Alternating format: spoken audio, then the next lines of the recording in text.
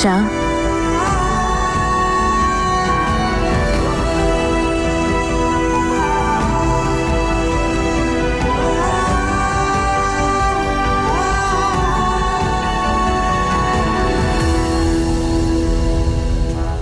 একটা কথা জিজ্ঞেস করবো বীর? আমি জানি আমার কোনো অধিকার নেই তোমায় কিছু জিজ্ঞেস করার, কিন্তু একটা কথা আছে যেটা অনেকদিন ধরেই আমায় চিন্তায় ফেলেছে। আমাদের বিয়েটা যে পরিস্থিতিতেই হোক না কেন, কোথাও না কোথাও আমরা দুজনেও চেয়েছিলাম যে এই বিয়েটা যেন সফলতা পায়। আর তার জন্য তুমি জ্যাসমিনকেও ভুলতে চেয়েছিলে, মুভ অন করতে চেয়েছিলে। তোমার চোখে দেখতে পেয়েছিলাম, আমি পরিষ্কার বুঝেছিলাম তুমি মুভ অন করতে চেয়েছিলে।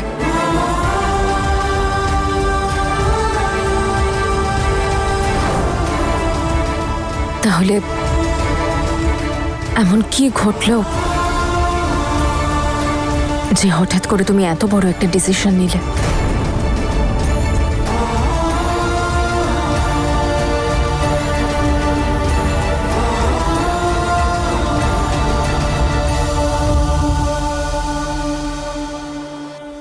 তনু, তুমি তো জানো যে আমি আমার পুরো জীবনে শুধু একটা মেয়েকেই ভালোবেসেছি, আর খুব ভালোবেসেছি। আর আমার মনে হয় না যে আমার ভালোবাসায় কোনো খামতি ছিল।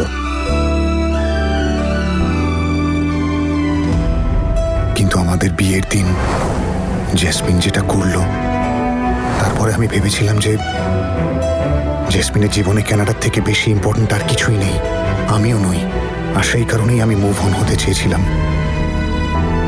আমাদের বিয়েটাকে একটা সফল বিয়ে বানাতে চেয়েছিলাম। তারপর একদিন ও এমন একটা কিছু করলো যেটাতে আমি ওকে পুনরায় ভালোবেসে ফেললাম। আমি তোমাকে খুব ভালোবাসি বীর। তোমার জন্য আমি কানাডা কেন, আমার জীবনের সব স্বপ্ন মুছে দিতে পারি। এই হলো আমার ভালোবাসার প্রমাণ। ও নিজের পাসপোর্ট পুড়িয়ে দিয়েছিল, সেই পাসপোর্ট যেটা ওর জীবনে এক সময় সবকিছু ছিল। ওর স্বপ্ন ছিল ওটা, ওর স্বপ্নটা আমার সাথে থাকার জন্য পুড়িয়ে দিয়েছিল।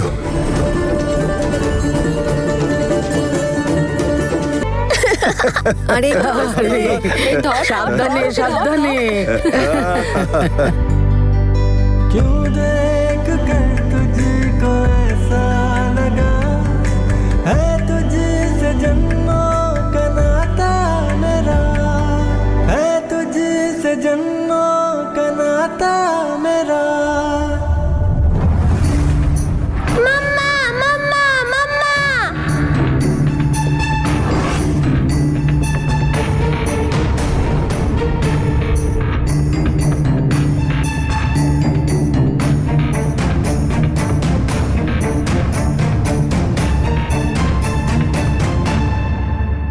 কোনো রকম চালাকি করার আগে এটা মনে রাখিস যে বাবার পুড়ে যাওয়া পাসপোর্টটা এখনো আমার কাছে আছে।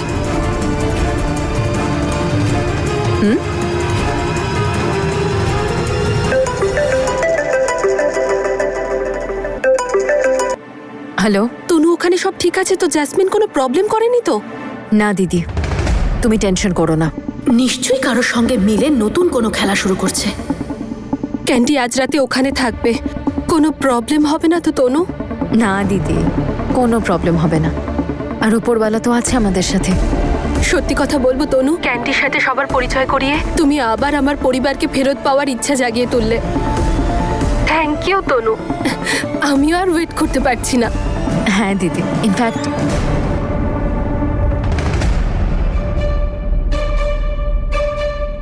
Okay bye সিমরন্তি। এখানে কিছু লোকের নিজের কাজের থেকে আমার কথায় বেশি ইন্টারেস্ট। রাখছি।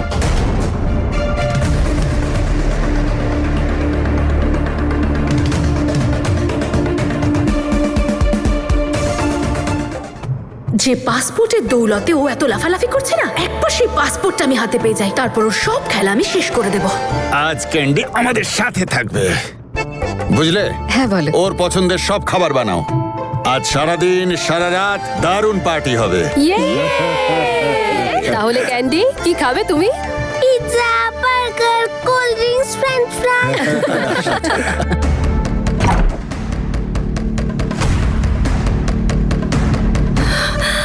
কোথায় রাখতে পারে?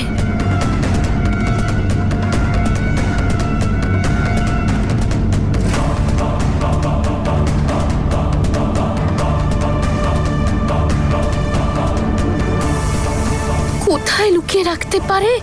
উফ!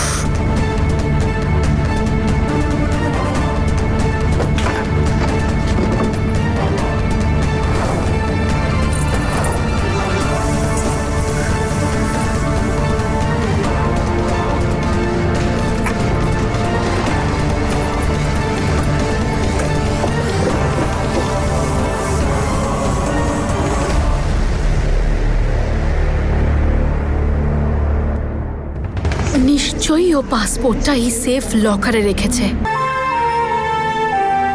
হ্যাঁ হ্যাঁ, এ বাড়িতে ওই তো একমাত্র সত্যবতী, আমরা তো আপনার কেউই না। মা কি প্লিজ, হ্যাঁ কখনো তো থামতে শেখো।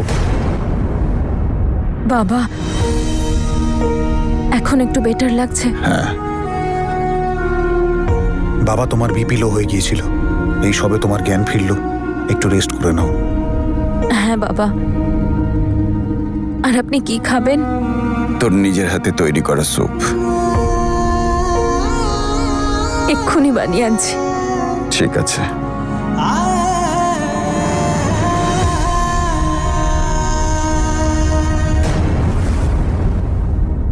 দাদু ভাই, দাদু ভাই, দাদু ভাই, দাদু ভাই, তুমি ফল খাও না তো? তাই ডক্টর আঙ্কেল তোমাকে চুচ ফুটিয়েছে। মাম্মা বলে যে অ্যাপেল খাও আর ডক্টরকে দূরে সরাও।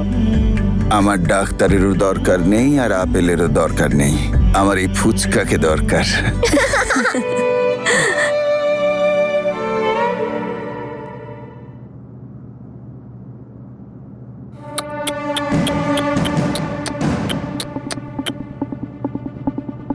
কি পেলি বলতো তনু তুই এত কিছু করে? কেন এসেছিস সেখানে? সবার জন্য তুই কত করিস বলতো, কিন্তু কি লাভ হলো? দেখতে পেলি তুই সবাই কিভাবে তোকে একের পর এক ব্লেম দিয়ে যাচ্ছিল? আরে তনু, এভাবে লুকিয়ে লুকিয়ে কান্নাকাটি করার কোনো প্রয়োজন নেই। তুই আমার সামনে ভালো করে কাঁদতে পারিস, মন খুলে। আমি কাউকে বলবো না, সত্যি বলছি। আর তোর তো উপরওয়ালাকে ধন্যবাদ জানানো উচিত যে তোর প্রিয় বাবার বিপিটা একটুখানি লো হয়ে গেছিল। যদি সত্যি ওভারডোজ হয়ে যেত তাহলে?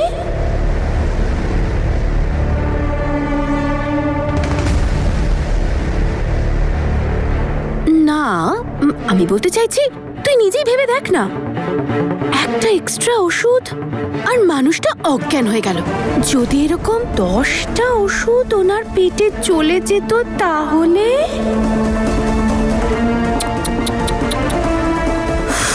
কে জানে কি হতো। তার মানে এটাও তোর কাজ? এই তুই অদ্ভুত কথা বলিস তো। যখনই কোনো ভালো কাজ হয় সেটা তনু করেছে, আর যখনই কোনো জঘন্য কাজ হয় তাহলে জাসমিন করেছে। এত ওভার কনফিডেন্স কিন্তু ভালো নয়। তুই মেনে নে না, ভুলটা তুই করেছিস। আমার কথাটা কান খুলে শুনে রাখ জেসমিন, এই কাজের পিছনে যদি তোর কোনো হাত থাকে তাহলে এইবার আমি ছাড়বো না। তোর আসল চেহারাটা সবার সামনে আনবো, আর তার সাথে ঘাড় ধাক্কা দিয়ে তোকে এই বাড়ি থেকে বের করে দেব। তোর শত্রুতা আমার সাথে তো, তাহলে দম থাকলে আমার সাথে লড়। আমার পরিবারের ক্ষতি করিস না। আমার পরিবার? হো, এটা বীরের পরিবার, আর বীর আমার। বীর তোর হতে পারে, কিন্তু এই পরিবারটা আমার। আর যদি আমার পরিবারের তুই কোনো ক্ষতি করার চেষ্টা করিস জেসমিন, তো ভেবে দেখবো তুই কি করে নিবি। যদি তুই তোর জীবনে কোনো রকম ঝামেলা না চাস তাহলে আমার সাথে ঝামেলা করাটা বন্ধ কর। বন্ধ তুই কর। আর আমার কথাটা ভালো করে শুনে রাখ জেসমিন, যদি এরকম কাজ তুই আর একবারও করিস তাহলে তোর আইডিয়াও নেই তোর সাথে কি হতে পারে। সবার সামনে তোকে ভুল প্রমাণ তো করবই, তার সাথে এই বাড়ি থেকেও বেরোবি, আর সোজা জেল, তাও সারা জীবনের জন্য। বুঝেছিস তুই?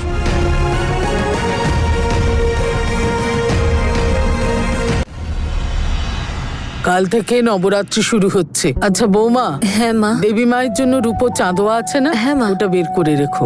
মায়ের অসীম কৃপায় আমার ছেলেটার কিছু হয়নি, ও একদম ভালো আছে। সেই জন্যই আমরা যেমন প্রতি বছর কীর্তন করি, হ্যাঁ অবশ্যই করতে হবে এই আমাদের। বছরও কীর্তন করব। হ্যাঁ মা, বীর তো ওদের অলরেডি খবর দিয়ে দিয়েছে, কালকে এসে যাবে ওরা। আর তনু, হ্যাঁ ঠাম্মি। ওই যে আমার ঘরে মায়ের ওড়নাটা আছে, ওর মধ্যে চুমকি লাগিয়ে নিস। সব প্রস্তুতি তোকেই নিতে হবে। হ্যাঁ ঠাম্মি, আমি সব আয়োজন সামলে নেব। অবশ্যই মা। আর মাহি, বৌদিকে সাহায্য করবি, ওকে একাই কাজ করতে দিস না। ছাড়ুন না মা, আমি আর নিমো সবকিছু সামলে নেব। বারবার তনুর ওপর সব ভার দেবার দরকার তো নেই।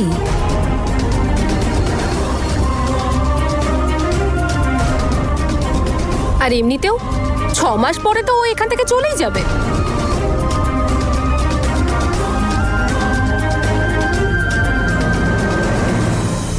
মাখি, তোমার প্রবলেমটা কি? তুমি সবসময় বৌদিকে খোঁটা দিয়ে কেন কথা বলো? এই দেখো, আমি কেন ওকে খোঁটা দেব? আমার তো ওর জন্য কষ্ট হচ্ছে, বেচারি। যখন প্রথম বিয়ে হলো তখন জজ ছেড়ে চলে গেল, আর এবারও তো দেখছি একই রকম ব্যাপার। 6 মাসের মধ্যে ডিভোর্স হতে চলেছে। এরকম খারাপ ভাগ্য যেন আর কারণ না হয়।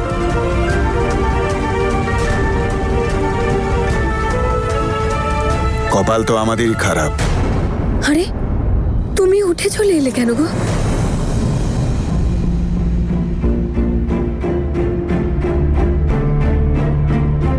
যখন বীর ভালো মন্দই চেনে না, নিজের লক্ষ্মীমন্ত বউকে ছেড়ে ওই ঠক বদমাইশ জ্যাসমিনের পিছনে ছুটে বেড়াচ্ছে। একটা কথা তুমি ভালো করে শুনে নাও, আর ওকেও বলে দাও, আমি তনুর বিরুদ্ধে একটা কথাও শুনতে চাই না।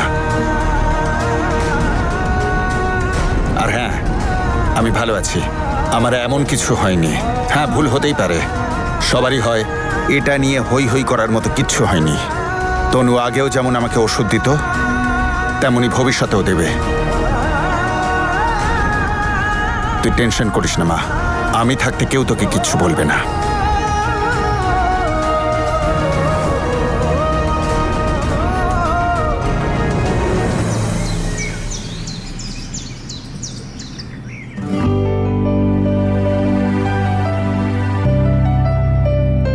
মা তনু, ক্যান্ডি আজ কখন আসবে?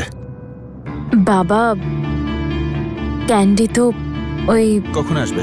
ক্যান্ডি তো আজ আসবে না। ওর মায়ের অ্যাসাইনমেন্ট তো শেষ হয়ে গেছে না, সেই জন্য। আরে ক্যান্ডি আজ আসবে না কি করে সেটা হয়? বড্ড আপন মনে হয় ওকে, মনে হয় এবারেরই কেউ।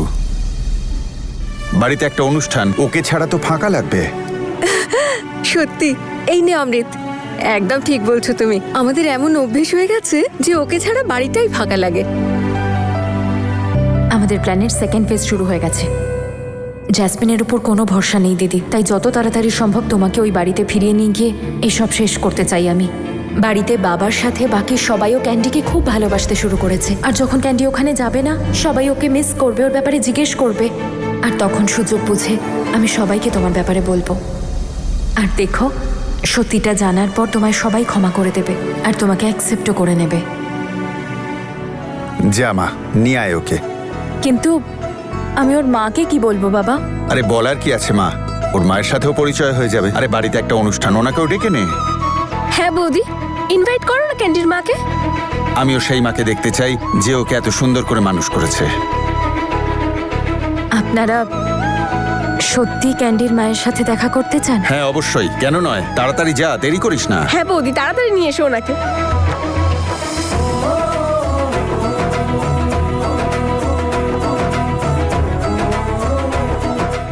মেয়েরা বাড়ির লক্ষ্মী হয়, আর তুমি আমার সাথে থেকো, যাতে আমি এই শুভ দিনে বাড়ির লক্ষ্মীকে বাড়িতে ফিরিয়ে আনতে পারি।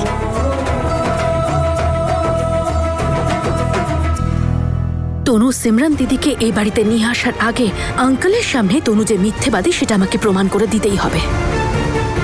আর তারপর বীরের বাবা এটা জানতে পারবে যে উনি যে মেয়েকে এ বাড়ি থেকে ঘাড় ধাক্কা দিয়ে বের করে দিয়েছিলেন, ক্যান্ডি তার ছেলে।